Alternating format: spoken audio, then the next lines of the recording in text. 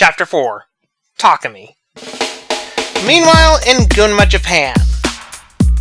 Takumi Fujiwara packed his bags into the rental car he and his father, Bunta Fujiwara, were going to use to get to the airport.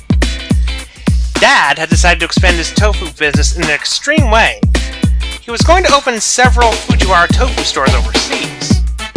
They already had the Toyota 86 shipped over there several weeks prior, and it was in storage. They would need it so they could show their overseas expansions how to paint their cars, so Takumi had to do all his most recent deliveries in the WRX. Oddly, and surprisingly enough, Itsuki and Nikitani had earned enough vacation time and side money to go with him.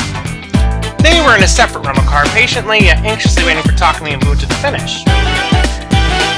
Even Mika, Takumi's girlfriend, was going since she got permission from her father. This is going to be quite the trip, Dad, Takumi said as he put his suitcase in the trunk. Bunta simply replied. Mika then walked up to Takumi since she was riding in their car too. I wonder what Boise, Idaho will be like. Mika then took Takumi's hand as they got into the car. Speaking of which, heard anything from your pen pal? She smiled. Oh, you mean Manuel? Takumi asked as they started to drive. He wrote an email a couple of nights ago saying he's trying to get used to his CR-X's new customized engine, along with that transmission kit he put in. You mean that B16A turbo? Yeah, he said he took it up to Bogus Basin and back to see how it affected the car. Are you sure this kid doesn't have a death wish, Takumi? Bunta asked, raising an eyebrow. I've heard some bad things about this Bogus Basin road. Specifically that some places on it don't have guardrails. No, he doesn't have a death wish, not that I know of. Takumi was then interrupted by his cell phone. He and Manuel had decided to get prepaid cell phones to talk to each other and to help Takumi practice his English when he wasn't using voice chat on a computer. Sorry, Dad, can I take this call? Go ahead, but put it on speaker, Bunta said. I'd like to have a few words with him too, if you don't mind. Not at all. Takumi then answered the cell phone. Hello? Hey, Takumi, Manuel said through his speaker. Hey, Manuel. Takumi said, using his best English with a smile. How are things? Things right now are interesting, I'll give you that much, Manuel answered. You wouldn't happen to be near a computer right now, would you, Takumi? I needed some help looking up some unusual weather patterns in my area. Oh, sorry I'm not. Takumi answered. We're on our way to the airport. We're heading for America tonight on that non-stop flight, remember? Oh no! I completely forgot! Manuel shouted, panicking over the phone. Oh, your non-stop flight to Boise! I totally spaced it! Oh crap! What am I gonna do? I need to be waiting at the airport soon, and I haven't even changed for my work clothes. Slow down there, Manuel, Bunta said in firmly and fluent English. You still have about 12 hours. Take a moment and breathe. Mika chuckled as Manuel took a deep breath over the phone.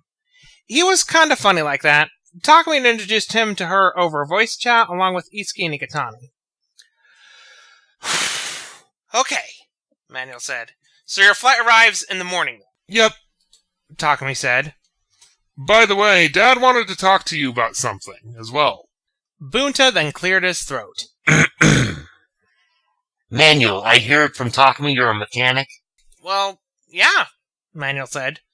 Most of what I do is repairs, but I do know how to customize cars as well. Otherwise, I wouldn't have been able to build my CR-X. It's my pride and joy.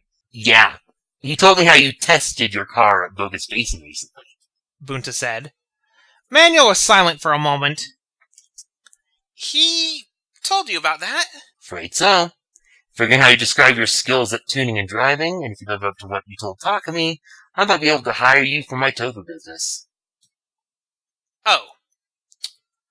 I'm sorry, Mr. Fujiwara. I'm afraid I'm going to have to turn you down on that offer, Manuel said in a sad tone. I already deliver cooking supplies to my dad at the Bogus Ski Resort. That and my mechanic job, I'm just not sure I could juggle a third job. I hope you understand. It's alright, don't worry about it. I'll give you my long-distance number, though, should you change your mind. Bunta replied as they drove into the airport parking lot.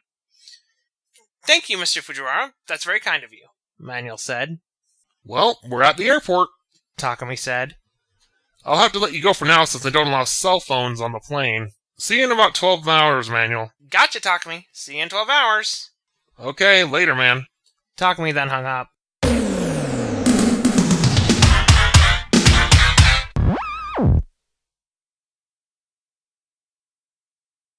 Manuel felt like slapping himself in the face. How could he have forgotten about Takumi's flight? Well, so much for that idea. I feel like such a moron right now, he said. I guess we'll have to figure out those patterns on our own. He brought up a recently updated satellite image, then zoomed in on Bogus Basin, scouring over it for anything unusual. About 30 minutes of poring over the satellite maps, zooming in and out, he saw that not far from one of the wooded areas there were scorch marks on the ground. He zoomed in more, and saw what appeared to be a crash site. The wreckage certainly was not of any plane. That's it. Throttle said, pointing at the wreckage. That's where I crashed. Think we can get there and back in less than 12 hours? Manuel sighed. Maybe. If we can find the bike fast enough. You think he'll be able to ride it down the pass, though? I shouldn't have that much trouble considering my current handicaps. Throttle said, confidence in his voice as he got up with the aid of only one crutch. Manuel got up from his desk, smiling, and went to get his car keys. Let's get going then. Time waits for no one, and after all, the night will only last for so long.